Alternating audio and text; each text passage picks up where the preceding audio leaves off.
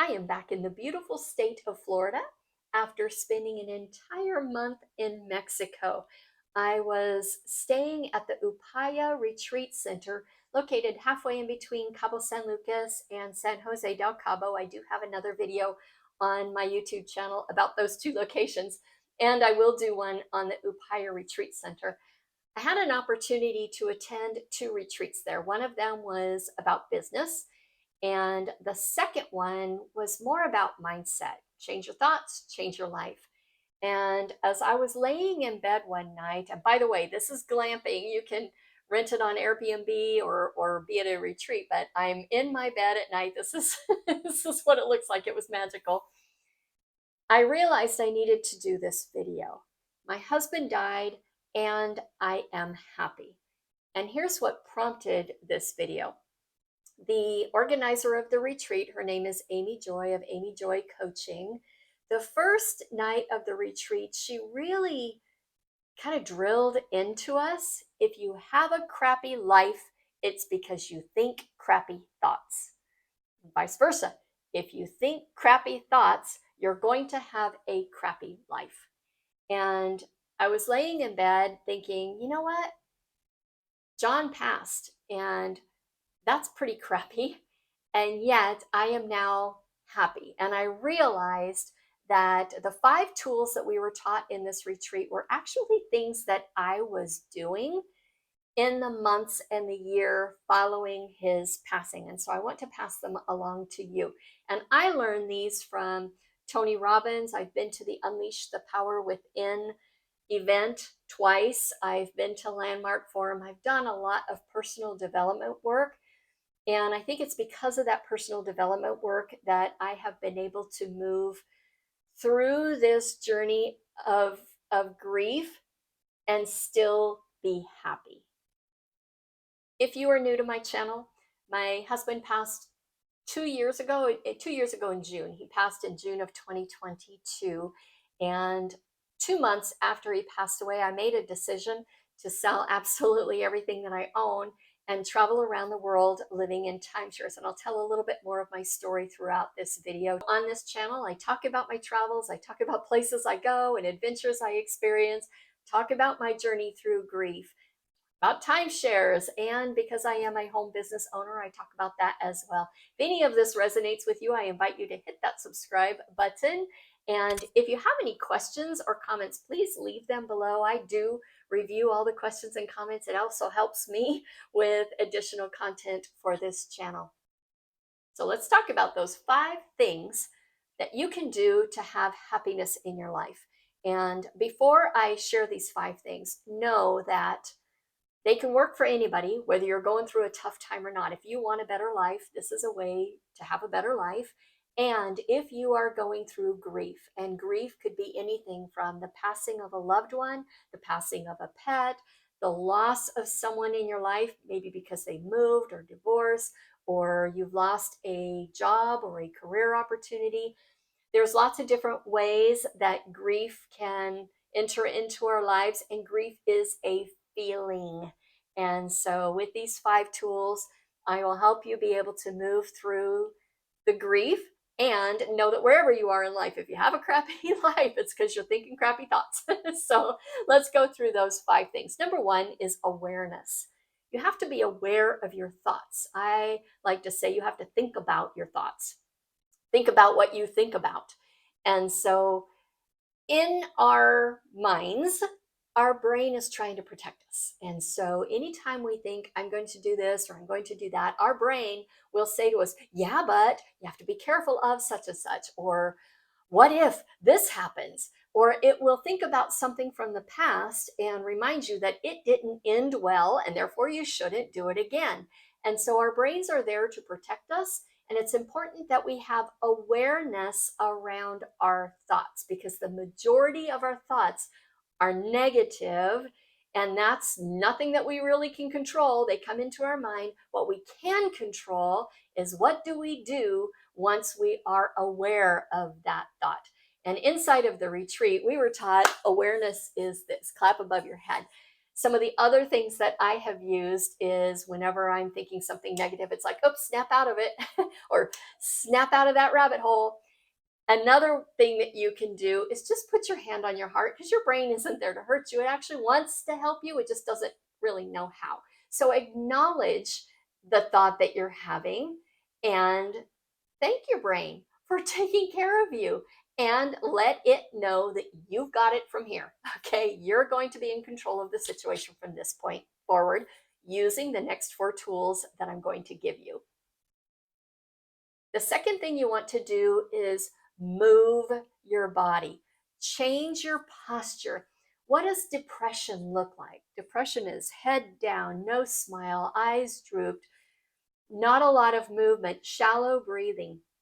When you change your state to be the state of someone who is happy and loving life, it has a whole different look to it. Now I know you don't feel like being in that state, but trust me, just move. You want to smile, you want to breathe, whether you go out and take a walk or you run in place, just get your body moving, dance. I'm going to share a couple stories of what I did to get moving after John passed away.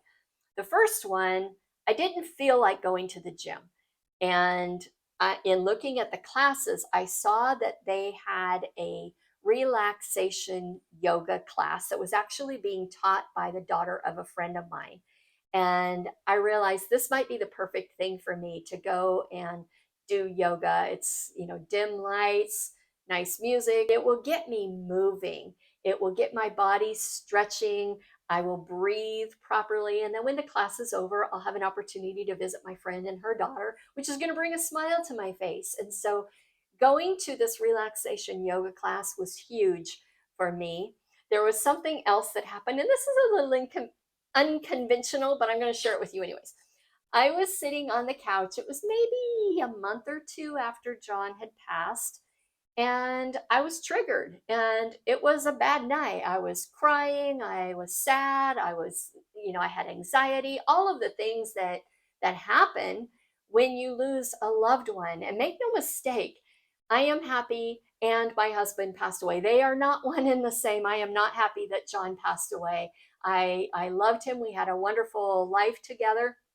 And so in this moment, I was reflecting on that. And I looked outside my window. We lived in Phoenix at the time. It was during the summer, and we have monsoon seasons where there's these massive storms that will roll through the area. So as I'm sitting on the couch, I'm feeling sad, I'm depressed and crying. And I looked outside the window and I saw that there was a monsoon storm forming, and it appeared that it was moving my direction. And I love a good thunderstorm. And John knew that I love a good thunderstorm. So I decided to go dance in the rain. I grabbed my camera, I grabbed my tripod, and I went out into the middle of the street. And as the rain started, I just danced. And here's a picture of it. I took a picture of myself just dancing. It actually took a video of myself dancing in the rain. And here's something that happened while I was dancing in the rain. And I wish I wouldn't have deleted this video, but a gust of wind came up and it grabbed my camera and it slammed it face down onto the street and slid it across the road. And as I'm watching this happen, I'm like having fun dancing, and then I see my phone get slammed down. I'm like, oh no, the front face of the camera's got to be busted. And sure enough, the glass protector on the front of the phone was shattered. And you know what? I didn't care. I was just having so much fun in that moment, soaking wet, dancing in the rain. I just laughed. It's like, oh my gosh, what are the odds that a gust of wind would throw this camera down? And I just knew I'll just go and get the glass replaced. It's not that big of a deal. And so get your body moving and don't just sit in that sad, depressed state. Get moving. Breathe, smile, move. The next thing, the third thing is focus. What is it that you're grateful for? What is it that you're thankful for? And if you are someone who has gone through grief, whatever kind of grief that is, you know it's not easy to be grateful when you feel like the entire world is closing in on you. And I forced myself to think of things that I was grateful for. I was grateful for the roof over my head, and I was grateful for the food on my table. I was grateful for the friends that came and helped me during this difficult time. I was grateful that I had 10 years with John. I was grateful that we took some amazing vacations because of the timeshares that we owned. We took vacations that we probably never would have otherwise taken. And I was so grateful for those memories and the photos that I had. I was grateful that he passed away doing something he loved with people he loved. He was on a hike and he collapsed on the hike. And that could have happened a month later. I was grateful it happened that day and not 3 weeks later when we were in St. Martin on a dive trip and he would have been underwater and in another country. I was grateful for if he was going to pass, I was grateful for when and where he did pass, given that it was going to happen anyways. There were so many things that I could find to be grateful for. Just 7 days before he passed away, out of the blue, I said, John, if something happened to you, I wouldn't know how to contact your clients. I wouldn't know how to transfer the files over to them. I don't even know how to pay our own bills. You take care of it all.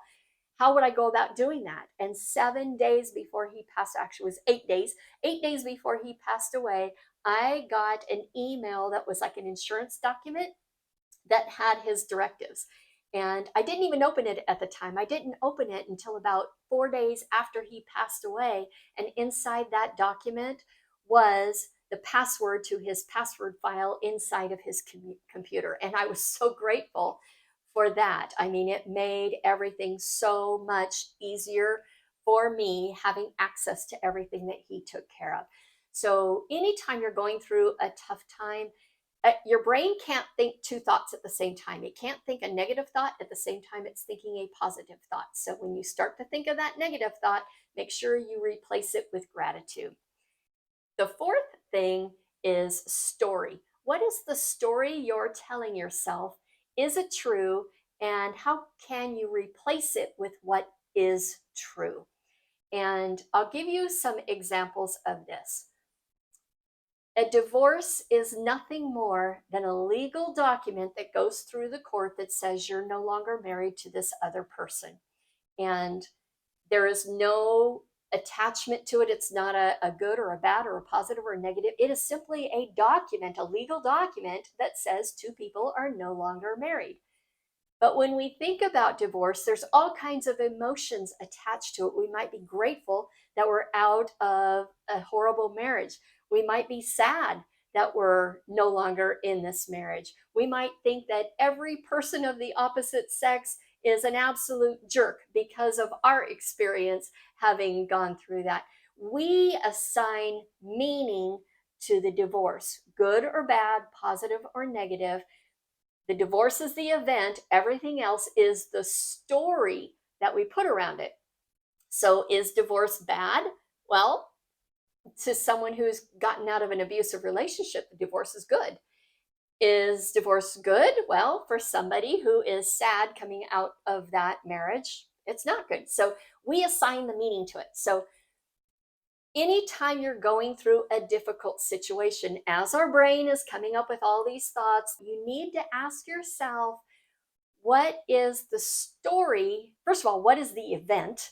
What is the actual occurrence? What is the story I'm telling myself around this? Is it true? Is it really true? Or is it only true from my perspective and not necessarily true if it were someone else looking at this same thing? So, when it comes to story, what is it I'm telling myself? Is it true? And if it isn't true, what is the truth? And for someone who is widowed, some of the things you might say to yourself, I'm going to be alone forever. I'm going to be sad forever. How am I going to pay the bills? I'm not going to be able to pay the mortgage. There's so many different things that we start to think because our entire world is turned upside down. Like everything that we thought was going to be our next chapter is changed.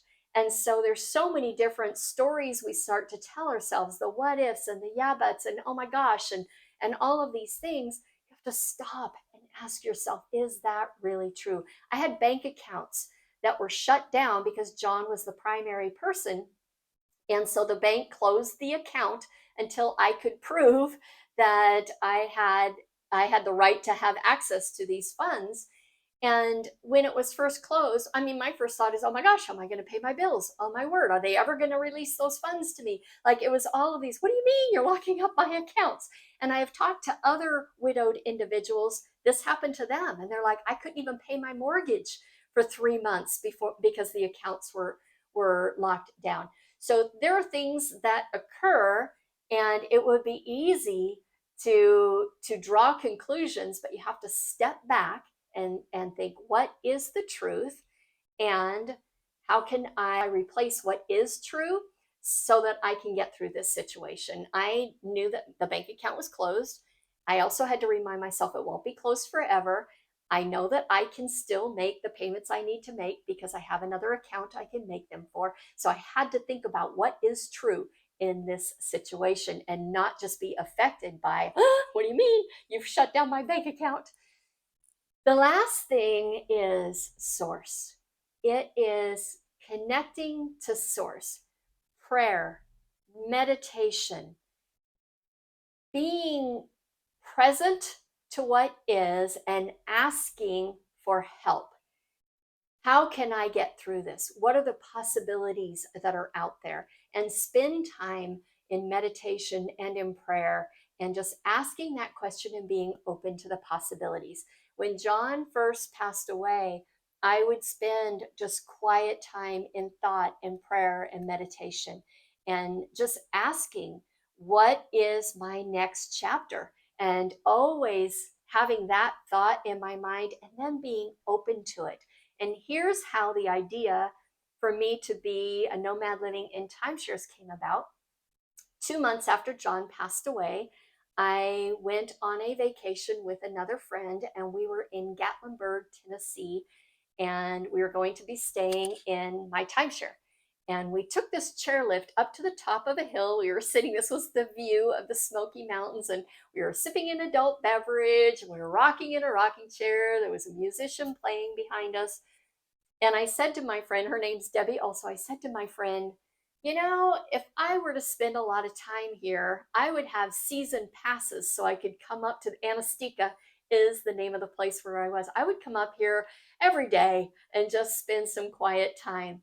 And then I started thinking, you know, I could actually spend quite a bit of time in Gatlinburg or Pigeon Forge, which are right next to one another. I could actually spend a lot of time here because I have timeshares that are here in this location. And then I got to thinking a little further. I thought, you know, Debbie, if I did it right, I actually have enough timeshare points that I could live out of my timeshare for probably about a year. And right now, I am not happy living in the house that I shared with John. It's lonely, it's sad, there's memories everywhere. This is not where I want to live forever. I just don't know where I want to move to. And I thought to myself, what if I sold everything that I owned and I lived out of timeshares for a year until I could figure out where I wanted to live? And that's how that whole idea came about. I was constantly asking the question. I was in prayer, meditation, and keeping an open mind so that when the idea came to me, it's like, there it is. There's the answer. So ask for help and be open to the answer. I hope that this information in this video has been helpful. Once again, if you have any questions or comments, leave them below. And I welcome you to follow along on my journeys. If you want to be notified anytime that I post a video, make sure you hit that subscribe button. Until the next video, have an absolutely wonderful day, and let's go travel.